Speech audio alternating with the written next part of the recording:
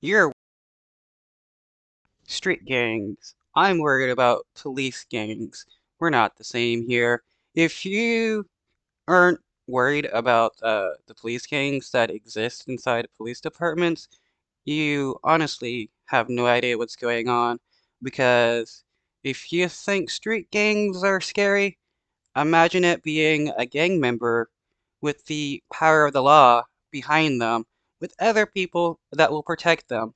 Uh, Lucky here that the black men that got tortured are seeing some justice, with the former Mississippi officers being given decades-long sentences.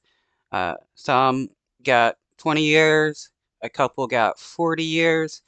These are officers that called themselves the Goon Squad because they were so willing to break the law and beat black people. Well, tonight, two former Mississippi sheriff's deputies are behind bars after being sentenced for taking part in the racially motivated torture of two black men last year. The deputies were among a group of white law enforcement officers who called themselves the Goon Squad because of their willingness to use excessive force. CBS's Errol Burnett reports.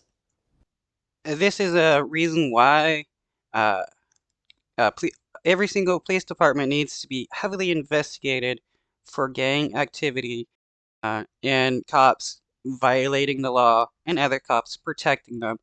You say that there are, good cops out there stopping the bad cops. Well, how is that possible when you have, departments that are completely full of bad cops or, majority bad cops, and nothing happens for the longest of times until they do something extreme, which makes it impossible for them to get away. Egregious and despicable. Those words from a federal judge in Mississippi describing the actions of former cops Hunter Elwood, sentenced to 20 years, and Jeffrey Middleton, sentenced to more than 17 years. They, along with four others, some of whom refer to themselves as the Goon Squad, pleaded guilty to breaking into this home early last year without a warrant, then terrorizing and torturing two black men, all apparently because they stayed at this house with a white woman. Yeah, they did this because it was uh because a white woman were friends with two black people, and a neighbor who called the cops didn't like that, and neither did these cops, so they tortured them.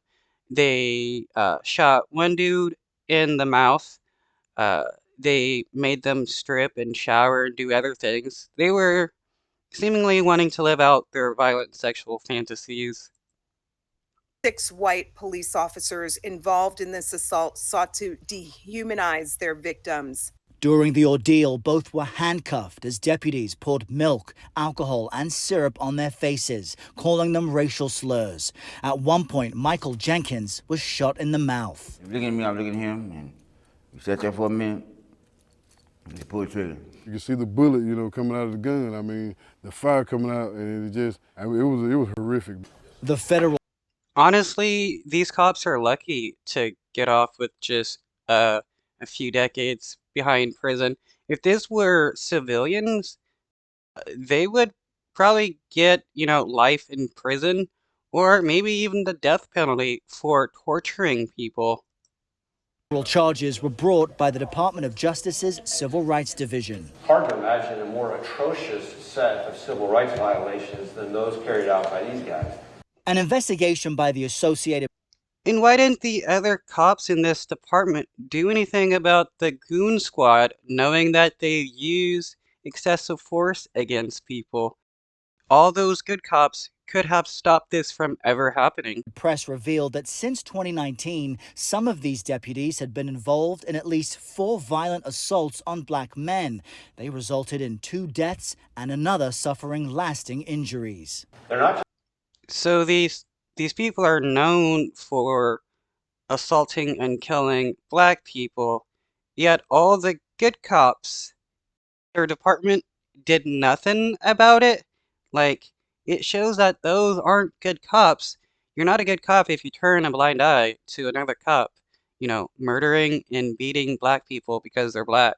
just depriving victims of their civil rights. They're degrading the public's trust in our criminal justice system.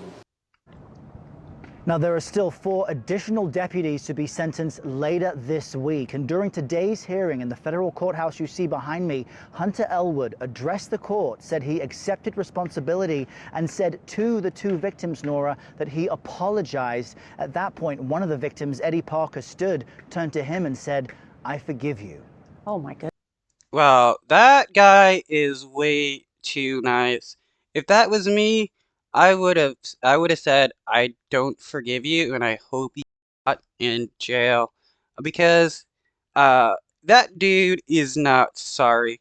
You cannot torture and murder black people and then claim that you're sorry and you feel bad for it because you're going to jail. I mean, what about all the other times they, violated people's civil rights and stuff?